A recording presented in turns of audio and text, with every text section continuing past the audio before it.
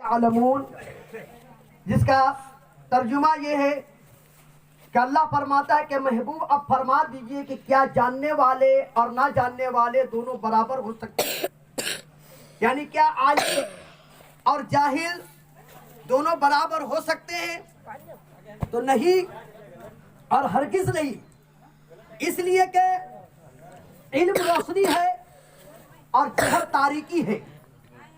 روشنی اور تاریکی برابر نہیں ہو سکتی ہے، اجالا اور اندھیرا برابر نہیں ہو سکتا۔ اور دوستو یاد رکھو کہ علم دین وہ دولت ہے کہ جس کو کوئی چرا نہیں سکتا ہے۔ علم دین وہ دولت ہے کہ جتنا بھی خرچ کیا جائے اتنا ہی بڑھتا چلا جاتا ہے۔ علم وہ دولت ہے جو کبھی گم نہیں ہو سکتا ہے۔ علم تاریخ دلوں کو منور کرتا ہے۔ علم جو ہے انسان کو مہذب بنا دیتا ہے۔ علم ہی دین وہی دولت ہے کہ جو اپنے سے بڑوں کا ادب سکھاتا ہے۔ علم اپنے ماں باپ کے مراتب، والدین کے مراتب، علم سے ہی انسان اپنے والدین کے مراتب کو پہچانتا ہے۔ علم سے ہی انسان بھلے اور برے کو پہچانتا ہے۔ علم سے ہی انسان حلال اور حرام کا امتیاز کرتا ہے۔ علم سے ہی انسان مؤدب ہوتا ہے۔ علم دین سے ہی انسان معجز ہوتا ہے۔ علم سے ہی انسان مدبر ہوتا ہے۔ علم سے ہی انسان مفکر ہوتا ہے۔ علم دین سے ہی انسان محدث کہلاتا ہے۔ علم سے ہی انسان مفتی کہلاتا ہے۔ علم سے ہی انسان عالم دین کہلاتا ہے۔ علم سے ہی انسان فقاہت کو پہچانتا ہے۔ علم دین سے ہی انسان حدیث مصطفیٰ کو پہچانتا ہے، شریعت مصطفیٰ کو پہچانتا ہے۔ علم دین سے ہی انسان عظمت انبیاء کو جانتا ہے، عظمت اولیاء کو جانتا ہے۔ ارے علم سے ہی انسان اپنے آپ کو پہچانتا ہے، اپنے رب کو پہچانتا ہے۔ عزیزان گرامی، آقا علیہ السلام ارشاد فرماتے کہ طلب العلم فریضۃ علی کل مسلم مسلمہ، کہ علم دین حاصل کرنا ہر مسلمان مرد اور عورت کے لیے فرض ہے۔ علم دین حاصل کرنا ہر مسلمان مرد عورت کے لیے فرض ہے۔ دوستو یاد رکھو، اگر انسان علم دین کو حاصل کرے گا تو اپنے آپ کو سنت مصطفیٰ پر چلنے کی کوشش کرے گا۔ اگر انسان علم دین کو حاصل کرے گا تو اپنی اولاد کو شریعت مصطفیٰ کے مطابق اس کی پرورش کرے گا۔ اگر انسان علم دین کو حاصل کرے گا تو اپنے ماں باپ کے حقوق کو پہچانے گا، اپنے بیوی کے حقوق کو پہچانے گا، اپنے پڑوسیوں کے حقوق کو پہچانے گا۔ اگر عورت علم دین کو حاصل کرے گی تو اپنے شوہر کے حقوق کو پہچانے گی، اپنے ساس سسر کے حقوق کو پہچانے گی۔ اگر عورت علم دین کو حاصل کرے گی تو شریعت مصطفیٰ کے مطابق اپنی اولاد کی پرورش کرے گی۔ اسی لیے میرے آقا علیہ السلام ارشاد فرماتے علم دین حاصل کرو، علم دین حاصل کرو۔ اور جو شخص علم دین حاصل کرنے کے لیے اپنے گھر سے سفر کرتا ہے، اپنے گھر سے سفر کرتا ہے، حضور ارشاد فرماتے جو اپنے گھر سے سفر کرتا ہے تو جب تک وہ اپنے گھر نہیں آتا ہے وہ اللہ کے راستے پر ہے۔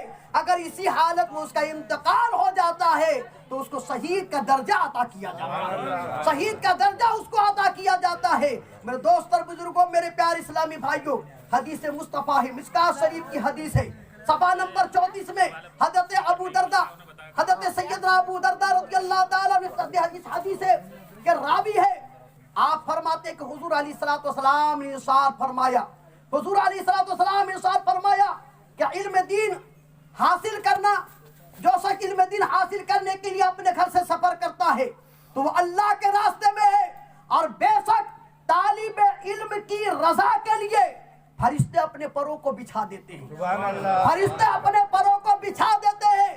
میرے دوست اور بزرگوں، دیکھیے ابھی طالب علم ہے، ابھی علم دین حاصل نہیں کیا ہے، لیکن فرشتے اس کی رضا اور خوشنودی کے لیے اپنے پروں کو بچھا دیتے ہیں۔ تو جو عالم دین ہو جائے گا اس کا مقام کتنا بلند و بالا ہوگا، اس کا مقام کتنا اونچا ہوگا۔ آئیے حضرت عبداللہ ابن عمر سے بہت پیاری روایت سنتے ہیں۔ حضرت عبداللہ ابن عمر سے روایت ہے کہ ایک شخص حضور علیہ السلام کی بارگاہ میں حاضر ہوا، پیارے آقا کی بارگاہ میں حاضر ہوا، عرض کرتا یا رسول اللہ علیہ السلام آپ ہمیں یہ بتائیے کہ عالم افضل یا عابد افضل؟ توجہ کے ساتھ سنیے گا، عالم افضل یا عابد افضل؟ تو میرے آقا علیہ الصلوۃ والسلام مسکرا دیتے ہیں، میرے آقا مسکرا دیتے ہیں اور فرماتے کہ اے شخص، تیرے اس بات پر فرشتوں کو بھی تعجب ہوگا، اس لیے کہ اللہ تبارک و تعالیٰ کی بارگاہ میں ایک سست عالم دین 70,000 محنتی رات بھر قیام کرنے والے، دین بھر روزہ رکھنے والے اس عابد سے بھی بہتر ہے۔ میں چل کے کہہ دو، ایک سست عالم دین 70,000 محنتی رات بھر قیام کرنے والے، دین بھر روزہ رکھنے والے اس عابد سے بھی بہتر ہے۔ اور دوستوں، میرے پیارے اسلامی بھائیو، عالم دین کی عظمت کو حدیث کی روشنی میں سماعت کرو۔ حضرت علامہ عبد الرحمن صوفی رحمۃ اللہ علیہ جو ہے نزہۃ المجالس میں روایت کرتے ہیں، قال النبی صلی اللہ تعالی وسلم، آپ ارشاد فرماتے ہیں کہ جو شخص کسی عالم دین کے چہرے کی زیارت کی، حضور فرماتے ہیں جو شخص کسی عالم دین کی چہرے کی زیارت کی تو گویا اس نے میرے چہرے کی زیارت کی، جو شخص کسی عالم دین سے مصافحہ کیا تو گویا اس نے مجھ سے مصافحہ کیا، اور جو کسی عالم دین کی محفل میں بیٹھا گویا کہ میری محفل میں بیٹھا، اور جو میری محفل میں بیٹھے گا اللہ تعالیٰ اس کو جنت میں بیٹھائے گا۔ اور میرے آقا علیہ الصلوۃ والسلام ارشاد فرماتے ہیں، میرے پیارے آقا کی دیواروں توجہ کے ساتھ سنو، میرے آقا علیہ الصلوۃ والسلام ارشاد فرماتے ہیں، اذا مر العالم او المتعلم على قرية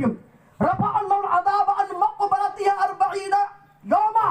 میرے آقا علیہ الصلوۃ والسلام ارشاد فرماتے ہیں کہ کوئی عالم دین یا طالب علم، توجہ کے ساتھ سنیے، کوئی عالم دین یا کوئی طالب علم کسی بستی سے گزر اس کا ہوتا ہے تو اس بستی سے اللہ تبارک و تعالی اس بستی کے قبرستان سے 40 دن کے لیے عذاب قبر کو اٹھا لیتا ہے، عذاب قبر کو اٹھا لیتا ہے۔ دوستان محترم، اس لیے اپنے بچوں کو پڑھاؤ، اپنے بچوں کو علم دین سکھاؤ۔ اور دوستو یاد رکھو، جب قرآن پاک نازل ہوا، جب قرآن نزول ہوا تو قرآن میں سب سے پہلے نماز کا حکم نہیں آیا، حج کا حکم نہیں آیا، زکوٰۃ کا حکم نہیں آیا، جہاد کا حکم نہیں آیا۔ قرآن پاک میں اللہ تبارک و تعالی نے سب سے پہلے حکم دیا، وہ کہا کہ اقرا، اقرا یعنی پڑھو۔ دوستان محترم، پتہ یہ چل گیا کہ جب بچہ پڑھے گا تو وہی وضو کا طریقہ سیکھے گا، نمازوں کا طریقہ سیکھے گا، اور جب بچہ پڑھے گا تو ماں باپ کے حقوق کو پہچانے گا، اپنے والدین کا ادب کرے گا، اپنے سے بڑوں کی تعظیم کرے گا، اور جب بچہ پڑھے گا تبھی تو غسل کے فرائض سیکھے گا، نمازوں کے طریقے سیکھے گا، فاتحہ کا طریقہ سیکھے گا، اور جب بچہ پڑھے گا تو عظمت مصطفیٰ کو پہچانے گا، شریعت مصطفیٰ کو پہچانے گا، اور اپنے آپ کو پہچانے گا، اپنے رب کو پہچانے گا۔ اس لیے میرے دوست اور بزرگوں، میرے آقا علیہ الصلوۃ والسلام ارشاد فرماتے، میرے آقا کو معلوم تھا کہ جو پڑھے گا وہی پرواز کرے گا، جو پڑھے گا وہی درجات کو پائے گا۔ لیکن افسوس کا مقام ہے کہ آج ہم دنیاوی تعلیم میں بہت خرچ کرتے ہیں، دنیا کی تعلیم میں بہت خرچ کرتے ہیں، لیکن مدرسوں میں ہی غریبی نظر آتی ہے۔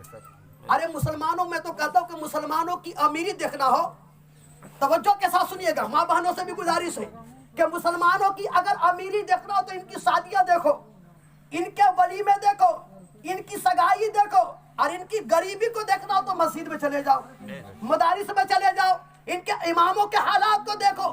میرے بہت افسوس کا مقام ہے، میری پردہ نشیبہ اور بہنوں توجہ کے ساتھ سنیے گا، شادیوں میں نئے کپڑے پہننا ضروری نہیں ہے، شادیوں میں نئے کپڑے ہونا ضروری نہیں ہے، لیکن بچوں کو پڑھانا ضروری ہے، بچوں کو علم دین سکھانا ضروری ہے۔